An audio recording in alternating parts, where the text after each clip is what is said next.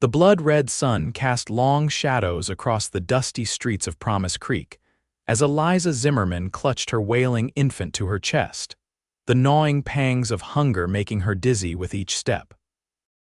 3 days without a proper meal had left her weak, but it was her 6-month-old daughter's cries that finally drove her to the weathered door of the only establishment still showing light at this late hour, a saloon that, in her previous life as a respectable married woman, she would never have dared enter. The year was 1875, and the Colorado Territory was unforgiving to those without means. Eliza had buried her husband James just 2 weeks prior, another victim of the mining accident that had claimed 6 men from their small settlement. With no family to turn to and their meager savings depleted by doctors' bills, she found herself destitute, her wedding ring the last valuable possession she owned, and one she couldn't bring herself to part with. She hesitated at the swinging doors, the sounds of raucous laughter and piano music spilling into the night. Her baby's cry grew more insistent, and Eliza steeled herself. Propriety meant nothing when her child was starving. The sudden hush that fell over the saloon as she entered might have embarrassed her once. Now, she barely noticed the stares of the rough men gathered around tables cluttered with cards and whiskey glasses. Her gaze fell on a tall figure behind the bar, a man with broad shoulders and a face weathered by sun and wind. His eyes, a startling blue against his tanned skin, met hers with a curious intensity. Her voice cracked, unused to asking for charity. I have some money for food. If you serve it here. The bartender's gaze softened slightly as he took in her threadbare dress and the bundle in her arms. This ain't no restaurant, madam. A few of the patrons chuckled, but the laughter died when the man at the far end of the bar stood. He moved with the easy grace of someone accustomed to the saddle, his spurs making a gentle jingling sound against the wooden floor. The lamplight caught on a silver star pinned to his vest, not a simple cowboy then, but the local lawman, Wade Ryder, he introduced himself, tipping his hat slightly. Sheriff of Promise Creek. What brings you here at this hour, madam? Eliza swallowed hard, pride warring with necessity. My daughter, she began, then faltered as the baby's cries grew louder. The sheriff glanced at the child, then back to her face. Without a word, he pulled out a chair at the nearest empty table. Sit. She did so gratefully, her legs trembling with relief. When he disappeared into a back room, Eliza wondered if she'd misunderstood his intentions. But minutes later, he returned with a plate of bread, cheese, and dried beef. He set it before her, along with a cup of milk. Please, Eliza whispered, looking up at him with eyes bright with unshed tears. Please feed my baby first. Wade Ryder's expression, stern until that moment, softened unexpectedly. You'll both eat here, he answered, his voice gruff but kind. There's plenty. As Eliza carefully dipped her finger in the milk to let her daughter suckle, Wade watched with an inscrutable expression. You're new to town, he observed. No, she replied quietly. I've lived on the outskirts for nearly 2 years. My husband worked the Silver Creek mine. Understanding dawned in the sheriff's eyes. The cave-in. It wasn't a question, Eliza nodded, focusing on feeding her child to hide the fresh wave of grief. James Zimmerman. I remember him. Good man. Wade's voice carried a note of genuine respect. I didn't know he had a family. We kept to ourselves mostly. Eliza managed a small bite of bread, the first food to pass her lips in over a day. I'm Eliza, this is Sarah. As the baby calmed with a full stomach, Eliza became acutely aware of her surroundings, the curious stares, the whispers. Her cheeks flushed with embarrassment.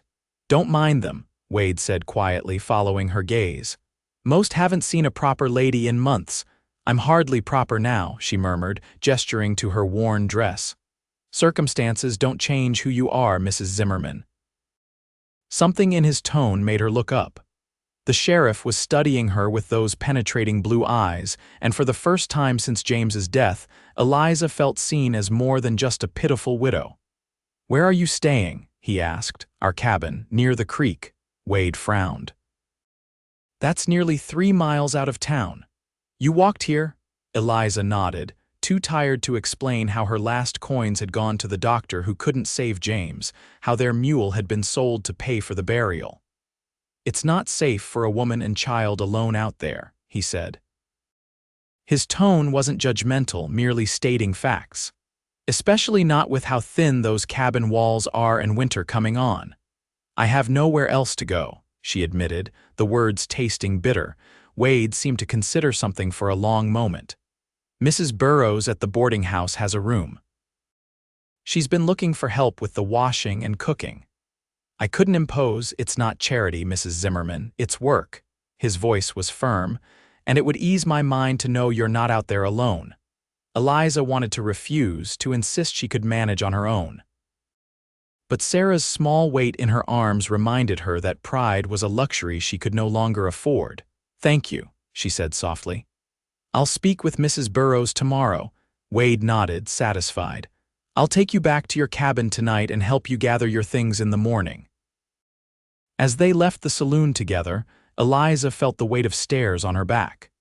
A widow accepting help from an unmarried man would certainly start tongues wagging.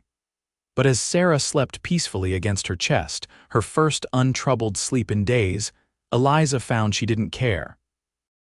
The ride to her cabin was quiet, the night air crisp with the promise of autumn. Seated in front of Wade on his sturdy bay gelding, Eliza was acutely aware of his presence, the steady rhythm of his breathing, the strength in the arm that steadied her, the faint scent of leather and pine that clung to him. "Why are you helping me?" she asked suddenly, breaking the silence. Wade was quiet for so long she thought he might not answer. "Because someone once helped me," he said finally, "when I had nothing." There was a story there, Eliza sensed, but didn't press. Everyone in these parts carried their own burdens, their own histories. Some things weren't meant to be shared with strangers. But as Ryder lifted her down from his horse at her cabin door, his hands lingering just a moment longer than necessary at her waist, Eliza had the strangest feeling that they wouldn't remain strangers for long. The morning brought a soft amber light that filtered through the threadbare curtains of Eliza's cabin. She'd slept better than she had in weeks, the simple knowledge that her daughter had gone to bed with a full stomach lifting some of the crushing weight from her shoulders. The sound of hoofbeats outside brought her fully awake. Ryder had kept his promise.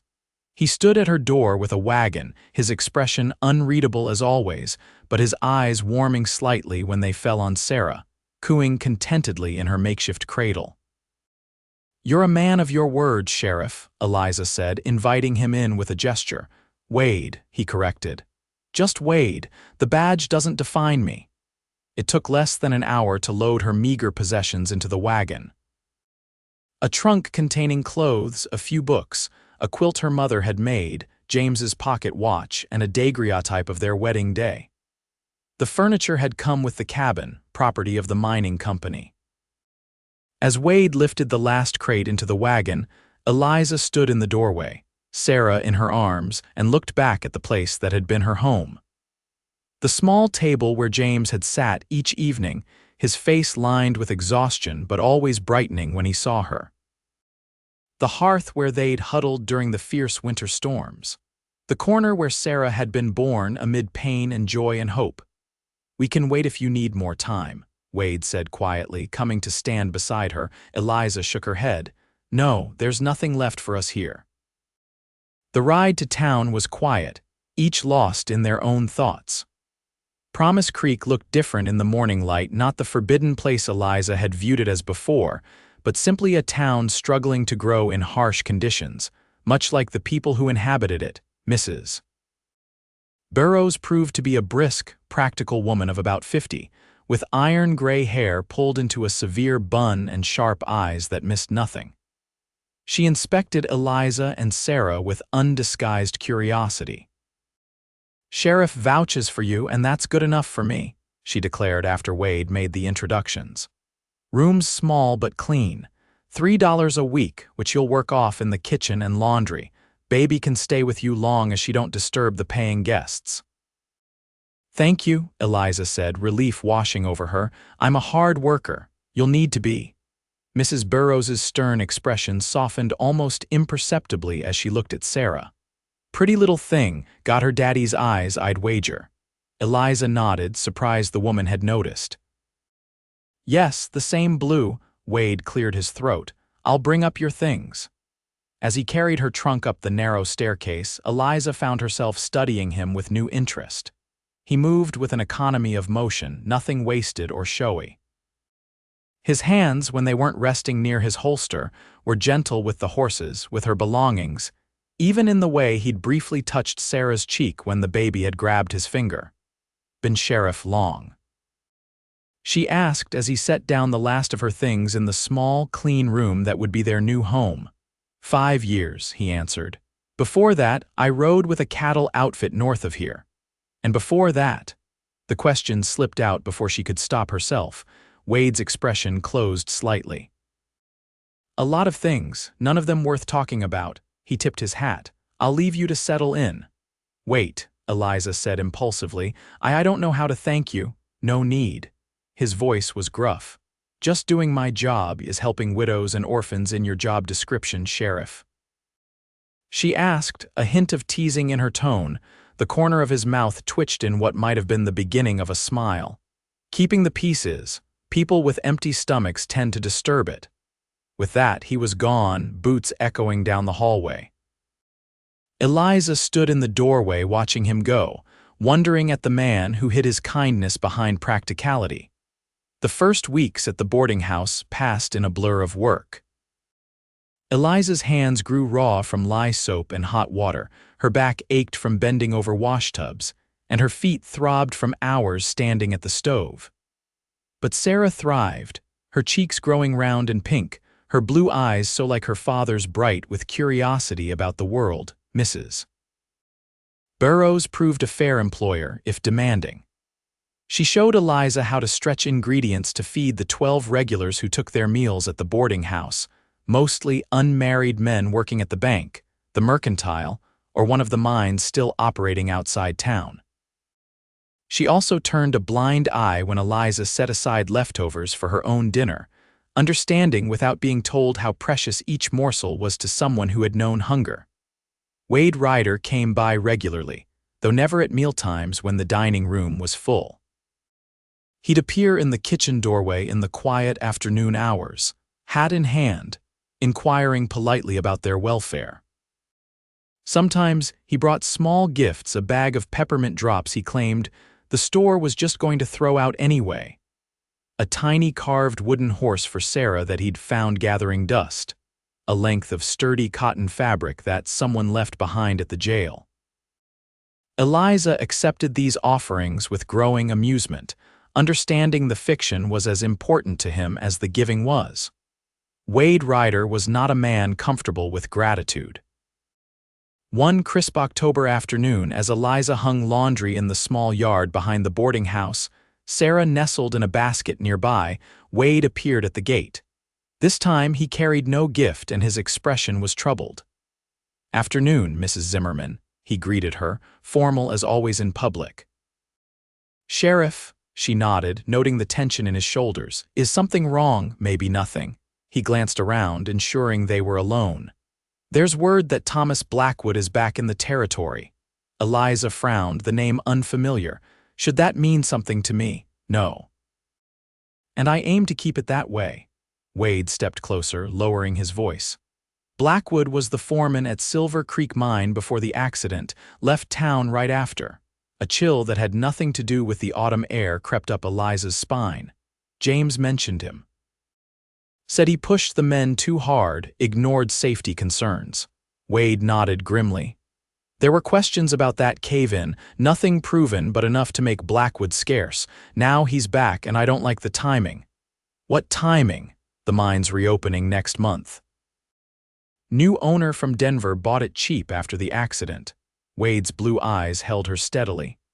"Blackwood was asking questions at the saloon last night about the families of the men who died." Eliza's hand flew to her throat. "Why would he? Could be nothing," Wade interrupted, though his expression suggested he didn't believe that. "But I want you to be careful. Don't go anywhere alone, especially after dark, and if a man comes around asking questions, you send word to me immediately." "You're frightening me," Eliza whispered, glancing at Sarah. Wade's expression softened. He reached out, hesitated, then gently touched her arm. "I don't mean to, but I'd rather have you scared and safe than the alternative." The warmth of his hand seeped through her sleeve, and Eliza felt an unexpected flutter in her chest. She looked up at him, suddenly aware of how close they were standing, how his eyes seemed to darken as they held hers. The moment stretched between them, taut with unspoken possibilities. Then Sarah gurgled in her basket and the spell broke. Wade stepped back, clearing his throat. "I should go, got rounds to make." He settled his hat back on his head. "Remember what I said." "I will," Eliza promised, watching him stride away, wondering at the conflicted emotions his presence stirred in her safety and danger all at once. That night, after Sarah was asleep, Eliza sat by the small window of their room, staring out at the moonlit street below. Thomas Blackwood. The name rolled through her mind, bringing with it a creeping dread. James had mentioned him more than once, usually after coming home exhausted and frustrated. "That man's going to get someone killed," he'd said once. "Cutting corners, ignoring the support beams that need replacing." Had Blackwood's negligence caused the accident that made her a widow? And if so, why was he asking about the families now? A movement in the street caught her eye. A figure stood in the shadows across from the boarding house, looking up at the windows. For a moment, Eliza's heart leapt, thinking it might be Wade keeping watch. But this man was shorter, stockier, and when he stepped briefly into the moonlight, she saw a face she didn't recognize, hard-featured with a drooping mustache. Instinctively, Eliza stepped back from the window. The man's gaze seemed to follow her movement, though she told herself that was impossible from that distance. After a long moment, he turned and walked away, his gait unhurried, confident. Sleep eluded her that night, her dreams when they came filled with dark mine shafts and collapsing earth. Morning brought no relief from her unease. As Eliza kneaded bread dough in the kitchen, she found herself jumping at every sound, glancing frequently at Sarah, who played contentedly with a wooden spoon in her basket. "You're jumpy as a new colt today," Mrs. Burrows observed, eyeing her sharply. "Something troubling you?" Eliza hesitated. The older woman had been kind in her gruff way, but Eliza was reluctant to burden her with concerns that might be nothing more than her own imagination. Before she could decide, the back door opened, and a man stepped into the kitchen, the same man she'd seen watching the boarding house the night before. Up close, he was even more intimidating, with cold gray eyes and a scar that pulled the corner of his mouth into a permanent sneer. "Looking for a room," he announced, his gaze sweeping the kitchen before settling on Eliza with uncomfortable intensity. Mrs. Burrows stepped forward, positioning herself between Eliza and the stranger. "Full up," she said curtly. "Try the hotel on Main Street." The man didn't move. "Heard you might have space opening soon. Man at the saloon said one of your boarders is heading east next week."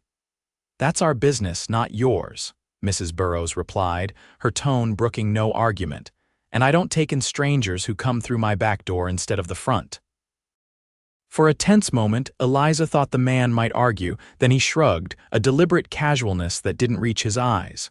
"No offense meant, just looking for a quiet place to stay while I handle some business in town." "What business?"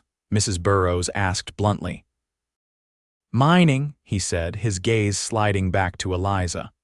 "I represent some interests in the Silver Creek operation." Eliza's hands stilled in the dough. This had to be Thomas Blackwood. The way he watched her suggested he already knew exactly who she was. "Like I said, we're full, Mrs. Burrows repeated firmly. "Good day to you." The dismissal was clear. With a last lingering look at Eliza, the man touched the brim of his hat and backed out the door. As soon as he was gone, Mrs. Burrows turned to Eliza. "You know that man?" "No," Eliza whispered, her hands trembling as she resumed kneading. "But I think he knows me." Mrs. Burrows's lips pressed into a thin line. "I'll be locking the back door from now on, and you might want to tell the sheriff about our visitor." Eliza nodded, grateful for the older woman's perceptiveness. I will. She didn't have to wait long. Wade appeared at noon, earlier than his usual visits, his expression grim as he strode into the kitchen. You had a visitor, he said without preamble. How did you? I've had eyes on the boarding house since yesterday. Wade glanced at Mrs. Burrows, who nodded once and discreetly left the kitchen, closing the door behind her. That was Blackwood. I thought as much. Eliza sat heavily on a nearby stool, suddenly exhausted. What does he want with me? Wade ran a hand through his hair, a rare gesture of frustration. I'm not certain, but I have a theory. He hesitated, clearly weighing his words. Before the accident, there were rumors that Silver Creek Mine was failing. The ore was playing out. Then suddenly, there's a cave-in that kills 6 men, and the owner collects a hefty insurance payment before selling the mine. Eliza stared at him, horror dawning. Are you suggesting the cave-in was deliberate? I'm suggesting Blackwood might have known more than he let on. Wade's voice was hard. And now he's back, right when the mine's reopening, asking about the families of the men who died, men who might have talked about unsafe conditions before the accident. James did, Eliza said softly. He told me several times that Blackwood was ignoring safety issues. That the support beams needed replacing, Wade nodded, his expression darkening. That's what I was afraid of. You might be the only person left who could connect Blackwood to negligence or worse. What do I do? Eliza asked, instinctively gathering Sarah into her arms. You stay here where it's safe. Mrs. Burrows and I go back a long way. She was friends with my mother. She'll watch out for you. Wade's gaze softened as it fell on Sarah. And I'll handle Blackwood. How? The question came out more sharply than Eliza intended. If what you're suggesting is true, he's already gotten away with causing 6 deaths. What's one more to him? He won't touch you, Wade promised, his voice low and fierce. I won't let him. The intensity in his eyes made Eliza's breath catch. This wasn't just the sheriff doing his duty. This was personal to him in a way she didn't fully understand. Why do you care so much? She asked quietly. About us. Wade looked away, his jaw working. Because I know what it's like to lose everything, to be alone. He met her eyes again, and for once his expression was completely unguarded. And because from the moment you walked into that saloon, thinking only of your child while you were half-starved yourself, I knew you were the strongest, most selfless woman I'd ever met. Eliza felt heat rise to her cheeks, unused to such plain speaking. I'm just trying to survive. No, Wade shook his head. You're doing more than surviving. You're building something new from the ashes. That takes courage. Before Eliza could respond, the kitchen door opened and Mrs. Burrows stuck her head in. Sheriff, that man's back, talking to Mr. Perkins on the porch. Wade's expression hardened instantly. Stay inside, he told Eliza. Then he was gone, striding through the house toward the front porch. Eliza followed as far as the parlor, where she could see through the window without being seen. Wade stood tall and straight on the porch, facing Blackwood. She couldn't hear their words, but the tension in their postures was unmistakable. Blackwood gestured angrily, jabbing a finger toward the boarding house. Wade didn't move, his hand resting casually near his holster. Finally, Blackwood spat on the ground, said something that made Wade's expression darken further, and stormed off down the street. When Wade returned inside, his face was grim. He's not going to back down easily.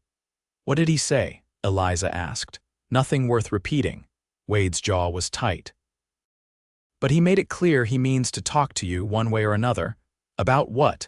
I don't know anything useful. You might know more than you realize. Wade sighed, some of the tension leaving his shoulders. Blackwood thinks you have your husband's journal. Apparently James was keeping notes about the mine conditions. Eliza frowned. I never saw any journal, are you sure? It would have been small, pocket-sized, something he could have kept at work. A memory surfaced, James writing in a small leather-bound book by lamplight, quickly putting it away when she entered the room. When she'd asked about it, he'd said it was just work notes, nothing important. There might have been something, she said slowly, but it wasn't among his things after.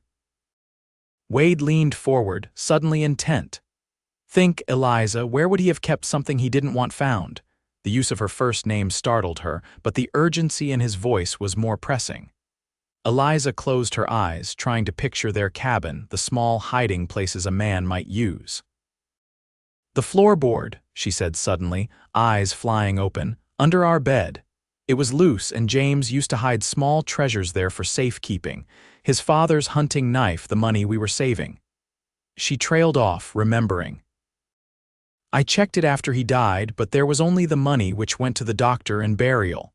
"He might have moved it," Wade suggested, "or someone else found it first." "No one else knew about that hiding place," Eliza insisted, then understanding dawned. "Unless he kept it at the mine." Wade nodded grimly. "That's what Blackwood thinks, and he's convinced you know where it is."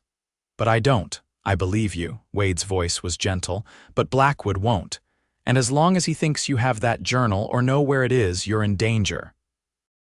Eliza looked down at Sarah, peacefully sleeping in her arms, unaware of the threat looming over them. "What do we do?" Wade was quiet for a long moment, weighing options. "We find that journal before he does, and we use it to make sure Blackwood never threatens anyone again." The next morning dawned cold and gray, with a biting wind that hinted at early snow. Eliza dressed warmly, bundling Sarah in extra blankets as they prepared for the journey back to the cabin. Wade had arranged everything a closed carriage instead of the open wagon, 2 deputies to accompany them, and Mrs. Burrows to stay with Sarah while Eliza and Wade searched the cabin. He'd also spread word that Eliza was visiting a cousin in Denver, hoping to throw Blackwood off their trail. "We won't have much time," Wade warned as he helped Eliza into the carriage. "If Blackwood realizes we're gone, he might guess where we've headed." The journey seemed longer than Eliza remembered, the familiar landscape transformed by her new knowledge and fears. The cabin, when they finally approached it, looked smaller and more forlorn than ever, its windows' blank eyes staring out at nothing. "Stay here until I check inside," Wade instructed the small party. He drew his revolver and approached the cabin cautiously, disappearing through the door. Moments later, he reappeared, all clear. The interior was exactly as Eliza had left it, though a fine layer of dust now covered every surface. It felt strange to be back, like stepping into a past life that no longer quite fit. "The bed was here," she said. Pointing to the corner where a rectangular impression remained in the dirt floor, Wade immediately knelt, running his fingers along the floorboards. "Which one was loose?" "The third from the wall." Eliza knelt beside him, their shoulders nearly touching as they searched. Wade found it first, his fingers catching on the slightly raised edge of the board. He worked it free carefully, revealing a small cavity beneath. Empty. "Are you sure this was the hiding place?" he asked, disappointment evident in his voice. "Positive." Eliza stared at the hollow space, trying to understand. "James must have moved it, or Blackwood already found it," Wade suggested grimly. "No, he wouldn't still be looking if he had." Eliza got to her feet, turning slowly to survey the one-room cabin. "If James moved it, he would have put it somewhere I might find if something happened to him." Her gaze fell on the crude wooden cradle in the corner, the one James had built with his own hands when they learned she was expecting. He'd spent weeks on it, carefully sanding each piece smooth, determined that their child would have at least one beautiful thing in this harsh place. Moving to the cradle, Eliza ran her hands along the underside of the base, feeling for any irregularity. Near one corner, her fingers found a small notch. Pressing it, she heard a faint click and a small panel slid open. Inside was a leather-bound journal, exactly as Wade had described. "James," she whispered, her throat tight with emotion. "Always thinking ahead."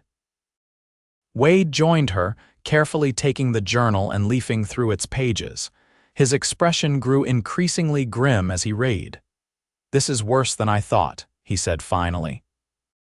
James documented everything: unsafe conditions, ignored warnings, even overheard conversations between Blackwood and the owner discussing insurance payouts if the mine had an accident.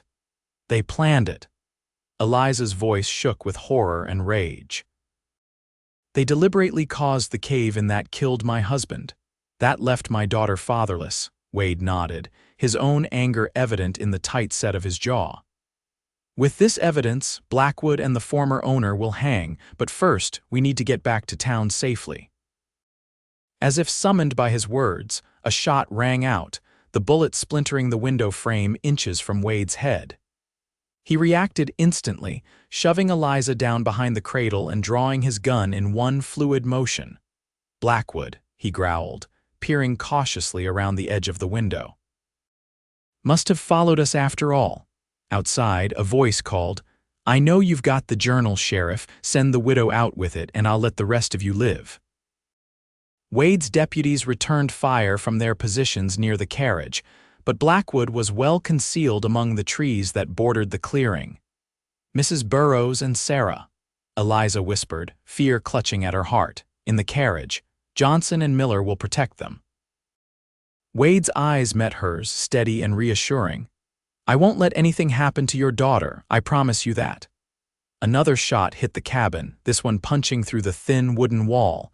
Wade pulled Eliza closer, shielding her with his body.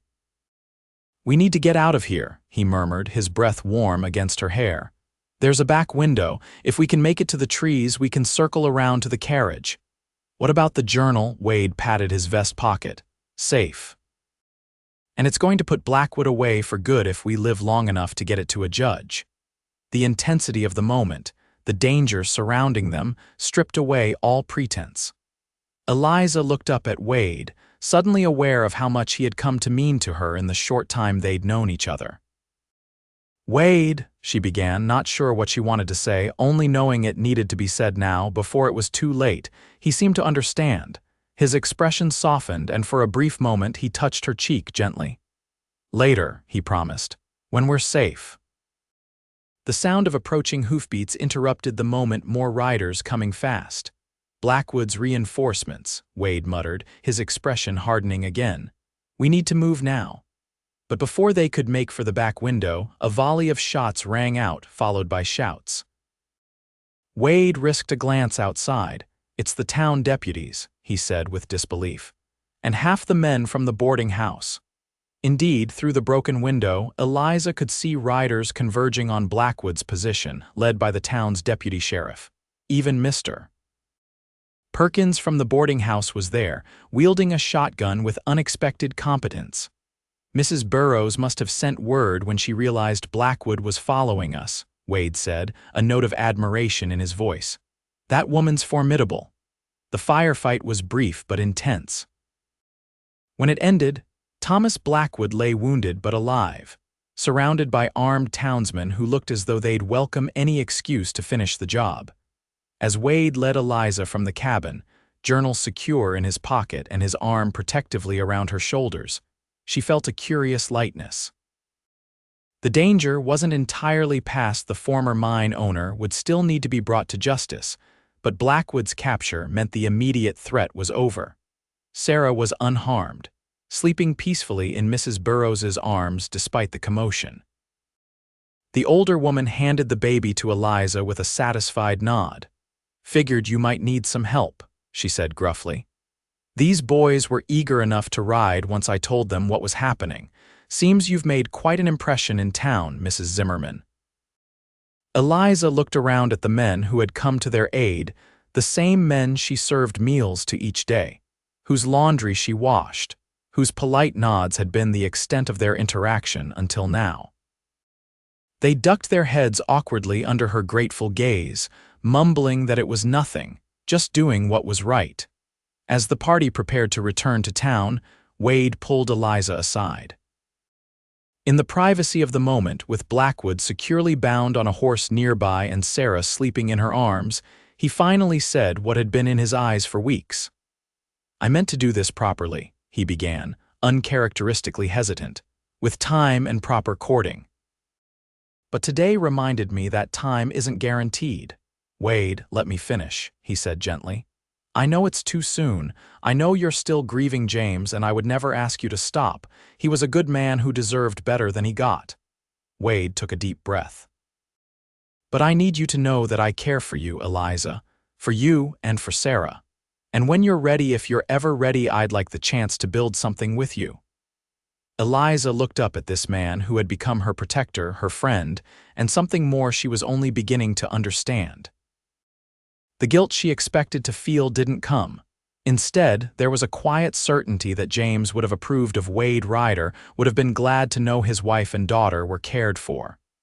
"It is soon," she agreed softly, "and I do still grieve, but life goes on even when we think it can't."